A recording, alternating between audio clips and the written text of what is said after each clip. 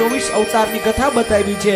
પ્રથમ અવતારમાં ભગવાન સનતકુમાર થયા, વરાહ નારદ, નરનારાયણ કપિલ, દત્તાત્રેય ભગવાન, યજ્ઞનારાયણ ઋષભદેવ, પૃથુ ભગવાન મત્સ્ય, કુર્મઃ, ધન્વંતરી, મોહિની, વામન, નૃસિંહ, પરશુરામ, વ્યાસ, રામ, બલરામ, કૃષ્ણ, બુદ્ધ અને કલ્કિયા 22 અવતાર, હંસ અને હયગ્રીવ મળીને 24 અવતારની કથા બતાવી છે। ભગવાન 24 વખત આવ્યા છે। આહા, જે અવતારોમાં ભગવાને જે કામ કર્યા છે એક જ કૃષ્ણ અવતારમાં ભગવાને બધાય કામ કર્યા છે। 24 અવતારની કથામાં ભગવાને જે લીલા કરી બધી લીલા કૃષ્ણ અવતારમાં ભગવાને કરી છે। મત્સ્ય અવતારમાં ભગવાને સત્યવતને જ્ઞાન આપ્યું છે, કૃષ્ણ અવતારમાં ભગવાને અર્જુનને જ્ઞાન આપ્યું છે। મત્સ્ય અવતારમાં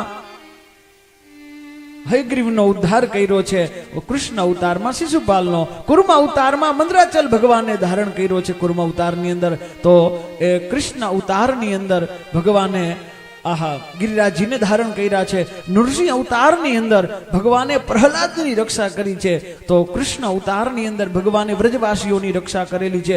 વરાહ અવતારમાં ભગવાને હયગ્રીવનો વધ કર્યો છે, કૃષ્ણ અવતારમાં ભગવાને કંસનો વધ કર્યો છે। રામ અવતારમાં ભગવાને સમુદ્રમાં પ્રવેશ કરી અને સેતુ બાંધી અને સીતાજીને મેળવ્યા છે, તો કૃષ્ણ અવતારમાં સમુદ્ર ઉપર જ ભગવાને પોતાની દ્વારિકા બનાવી અને રૂક્ષ્મણીજીને મેળવા છે।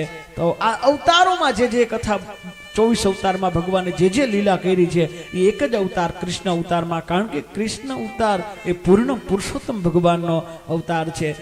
3 વખત ભગવાનના 3 અવતાર હોય, અંશા અવતાર, પૂર્ણ અવતાર અને વિભૂતિ અવતાર। જે સંતોમાં તમને વિભૂતિ દેખાય કે કંઈક ઉત્કૃષ્ટ લાગે એ ભગવાનનો વિભૂતિ અવતાર છે। જેમાં ભગવાનના અંશ હોય, એમાં ભગવાનના અંશની જે વસ્તુઓ હોય એ અવતાર છે, એ ભગવાનનો અંશા અવતાર છે।